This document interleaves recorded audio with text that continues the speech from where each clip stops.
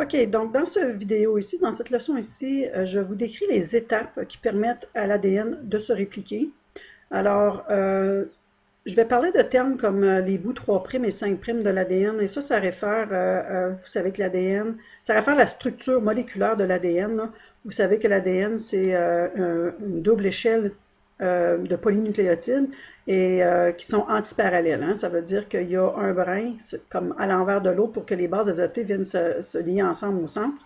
Fait qu'il y a un brin qui commence avec un bout 5', puis le brin complémentaire sera donc 3'. Alors, si vous ne savez pas vraiment exactement de ce que je parle là, retournez dans les premières notes que je vous ai données sur ce chapitre ici là, pour aller revoir cette structure-là. Donc, la réplication de l'ADN se fait vraiment en 3 étapes. Okay? On a la phase d'initiation, la phase d'élongation, puis ensuite on a la terminaison du tout. Alors, je vais vous expliquer la phase d'initiation qu'est-ce qui se produit au tout début. Alors, sur l'ADN de eucaryotes, comme notre ADN, il faut comprendre que la réplication de 46 brins, ça doit se faire très rapidement. Et aussi, on va avoir 2 brins complètement identiques. Donc, il doit aussi avoir une façon de venir vérifier les erreurs à la fin. Et il y a un mode de correction aussi pour ça. Mais ça doit se faire très rapidement. Donc, on a des longues chaînes, des longues molécules d'ADN. Et donc, la réplication là, peut commencer à plusieurs points. On appelle ça des origines de réplication en même temps sur le même brin. Okay? Fait que moi, je vais vous expliquer ce qui arrive sur un brin dans un sens, mais sachez que ça peut avoir l'air vraiment comme ça en tout moment là, que ça se produit, cette réplication-là. Donc, la première phase, c'est la phase d'initiation, c'est le début. Alors, on doit avoir des enzymes bien importantes là, qui viennent reconnaître des origines, des endroits qui vont être faciles à dérouler l'ADN pour la séparer. C'est des régions très riches en paires de bases AT, parce que ces paires de bases-là, il y a juste 2 liaisons hydrogènes qui les tiennent ensemble, fait que c'est facilement repérable. Et puis, les hélicases, ces enzymes-là, qui vont permettre si tu veux, de séparer, de rompre les liaisons hydrogènes, vont reconnaître des endroits comme ça pour commencer. Fait que, c'est un groupe d'enzymes, c'est les hélicases, pour l'hélice, si tu veux, qui vont s'attacher à l'ADN et vont rompre les liaisons hydrogènes entre les bases azotées au centre et vont dérouler des segments bien courts d'ADN. Et ça les sépare, comme je te disais, pareil comme quand on ouvre un zipper.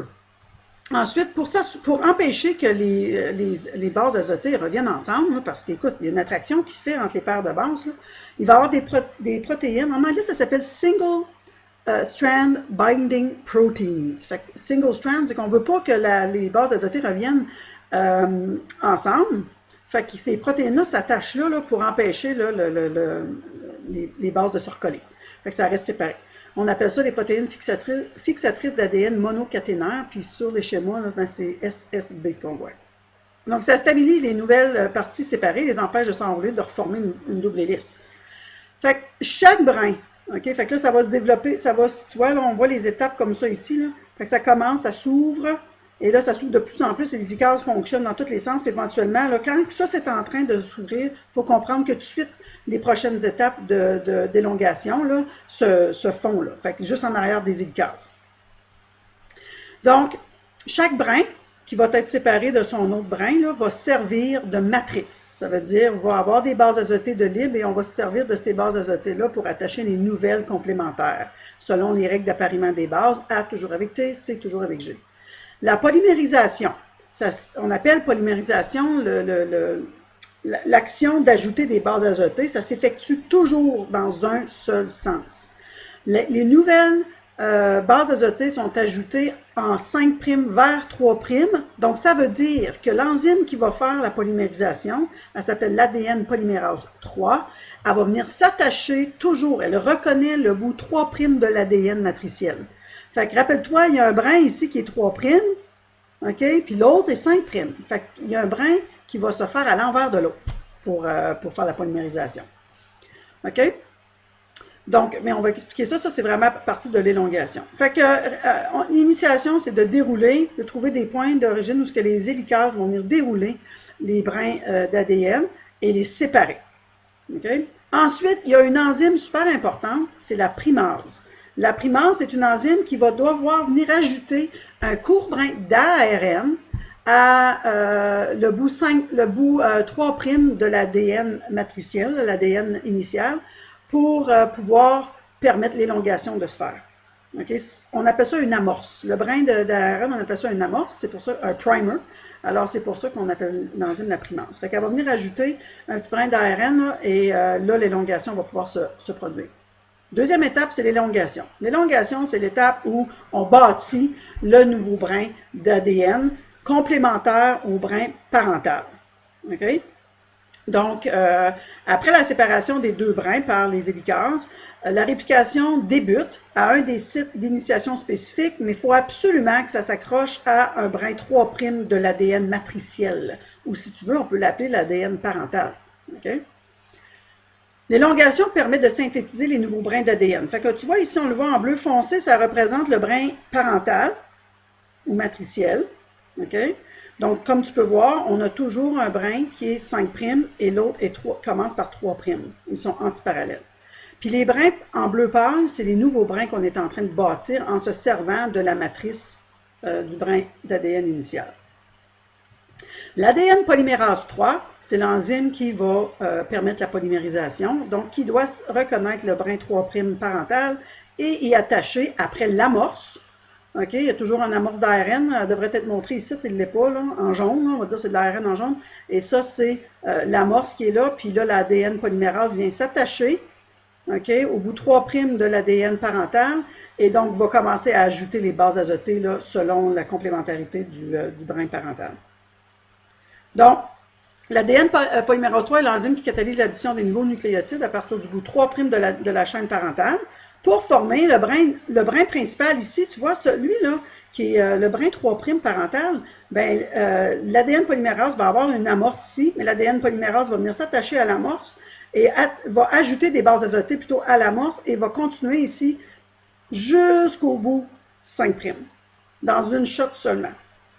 Tandis que l'autre brin, son complémentaire qui s'ouvre en même temps que celui-là, lui, c'est le brin 5'.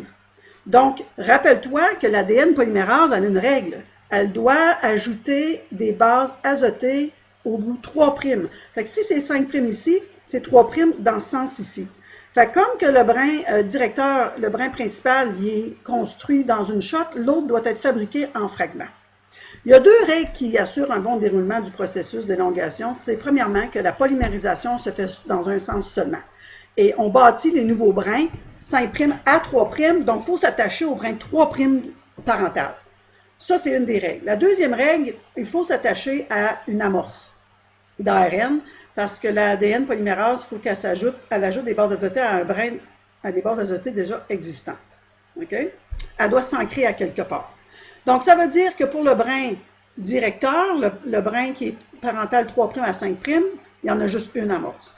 Mais pour le deuxième brin, okay, le brin discontinu, lui, il doit avoir une amorce. Fait qu'aussitôt que ça se déroule ici, la primase vient ajouter une amorce, l'ADN polymérase va venir ajouter des bases azotées en fragments. Fait que ça a commencé ici, on a mis une amorce, on va ajouter un brin.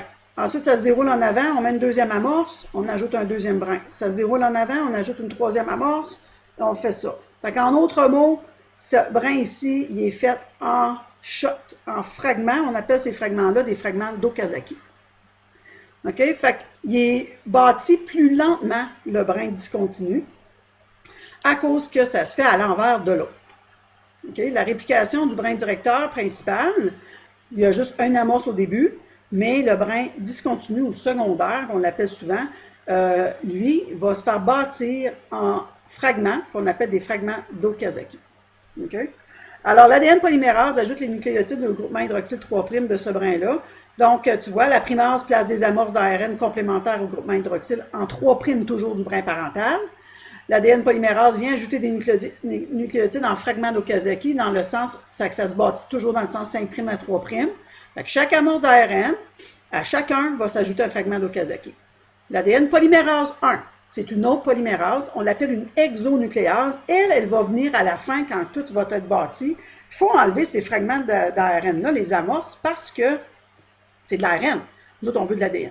Fait que c'est une autre enzyme, pas une troisième, mais je pense que la quatrième enzyme, qui va venir enlever défaire l'ARN, l'enlever de là, OK? Puis il va ajouter les bons nucléotides d'ADN pour remplacer l'ARN. L'ARN, rappelle-toi, là, où ce qu'il devait avoir des T, il va y avoir des U. Fait qu'on va remplacer les fragments, les amorces d'ARN par de l'ADN.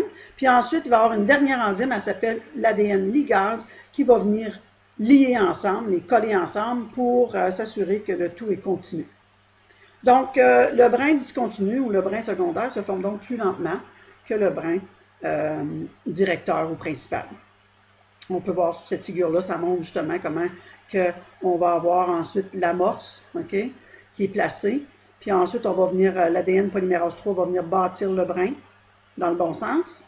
Ensuite, on va avoir une polymérase, la 1, qui va venir enlever le fragment d'ARN, pour le remplacer par de l'ADN, puis une ligase va venir s'assurer que tout est collé ensemble. Ensuite, on a l'ADN polymérase 2, qui est une autre enzyme qui va venir passer sur le nouveau brin d'ADN pour vérifier s'il y a des erreurs d'appariement. S'il y a des erreurs, cette enzyme-là va enlever l'erreur et la remplacer avec la bonne base azotée pour assurer que les deux brins sont bien identiques.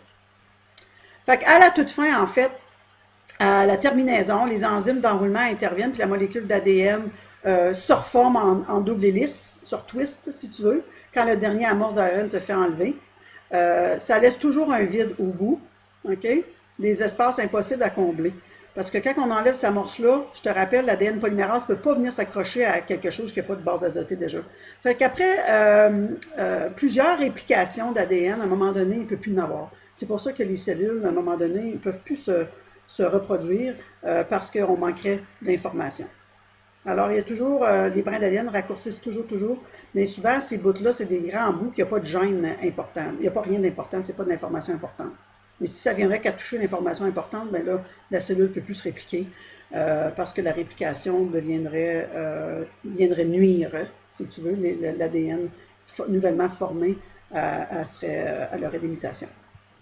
Donc, une fois le processus terminé complètement, il va y avoir deux molécules d'ADN identiques qui sont formées à partir de l'hélice d'ADN originale. Et ça, ce modèle-là va vraiment, quand on regarde ces étapes-là, comme on peut voir, c'est vraiment le modèle semi-conservateur parce que les deux brins d'ADN initial ont été conservés, okay? À partir et utilisés comme matrice. Alors, qu'est-ce qui est bien important à comprendre, vous allez le voir très bien dans l'animation YouTube, c'est qu'il y a un brin qui se fait dans une seule élongation avec une seule amorce. Ça, c'est le brin 3' vers 5'. On l'appelle le brin directeur, tandis que l'autre brin, le brin secondaire ou discontinu, lui doit être bâti, ou si tu veux, il est utilisé, et le nouveau brin qui se bâtit à partir de lui va devoir se bâtir en fragments d'Okazaki avec plusieurs amorces, donc ça prend beaucoup plus de temps pour que ce brin-là soit complètement répliqué.